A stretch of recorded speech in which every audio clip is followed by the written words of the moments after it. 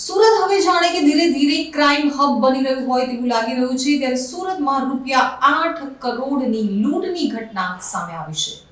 સુરતમાં હત્યા મારામારી અને બળાત્કાર જેવી ઘટનાઓ હવે જાણે કે સામાન્ય બની ગઈ હોય તેવું લાગી રહ્યું છે ત્યારે સુરતના કતારગામ વિસ્તારમાં આવેલા બાલા આશ્રમ રોડ ખાતે અજીબોગરીબ લૂંટની ઘટના સામે આવી છે। કતારગામ સેફ વોલ્ટમાંથી રોકડા 8 કરોડ લઈ ઇકો કારમાં રોડ ઉપરથી પસાર થઈ રહેલા 4 હીરા વેપારીઓને એક યુવકે રોક્યા હતા। તેણે ઇન્કમટેક્સ અધિકારીની ઓળખ આપી ઇકો કારમાં બેસી તમામનું અપહરણ કરી લઈ ગયો હતો।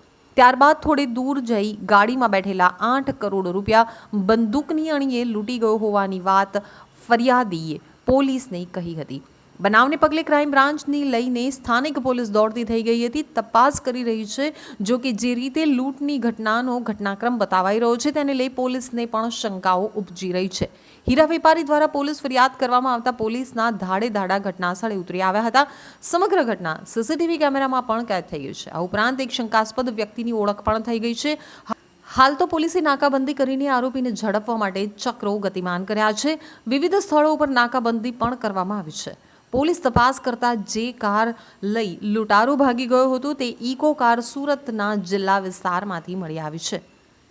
ગઈકાલે સાંજે 4 થી 5 વાગ્યાના સમયગાળા દરમિયાન કતારગામ પોલીસ સ્ટેશન વિસ્તારની હદની અંદર એક લૂંટનો બનાવ બનેલ છે, જેમાં Sahajanand technology private limited company જે છે એના એમ્પ્લોઈઝ દ્વારા એક ફરિયાદ આપવામાં આવી છે। જે ફરિયાદી છે કિશોર ધીરજભાઈ દુધાત, તેમના કહેવા પ્રમાણે કંપનીના એમ્પ્લોઈઝ જે હતા એ એમના કતારગામ સ્થિત સેફ જે હતો એમાંથી એ લોકો પેમેન્ટની મુવમેન્ટ કરી મૈધરપુરાના સેફમાં એ લોકો મુવમેન્ટ કરવા જઈ રહ્યા હતા। એ દરમિયાન એ ગાડીને વચ્ચે રોકીને એક ઇન્કમટેક્સના ઓફિસર તરીકે ઓળખાણ આપી એક વ્યક્તિ એની અંદર ગાડીમાં બેસી જાય છે અને આગળ જઈ એમને વેપન બતાવી એ લોકોની વચ્ચેથી ઉતારી દે છે અને કુલ 1 કરોડ રોકડા અને ગાડીની કિંમત 4,50,000 અને જે અંદર 4 માણસ બેઠા હતા એમના મોબાઈલ 20,000 એમ ટોટલ 1 કરોડ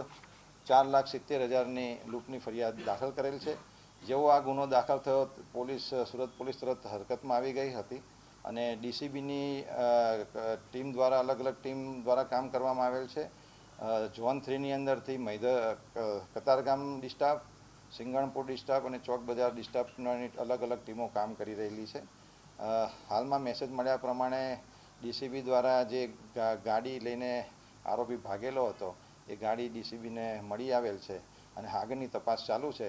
અલગ અલગ ટીમો બનાવેલી છે, જેમાં સીસીટીવી ફૂટેજનું ચેકિંગ થઈ રહેલું છે, ટેકનિકલ સર્વેલન્સ પણ કરવામાં આવી રહેલું છે અને સસ્પેક્ટ માણસો હોય એને શોધખોળ કરવામાં આવી રહી છે। તો અલગ અલગ ટીમો અલગ અલગ કામ કરી રહી છે અને હાલમાં એનું ઇન્વેસ્ટિગેશન ચાલુ છે।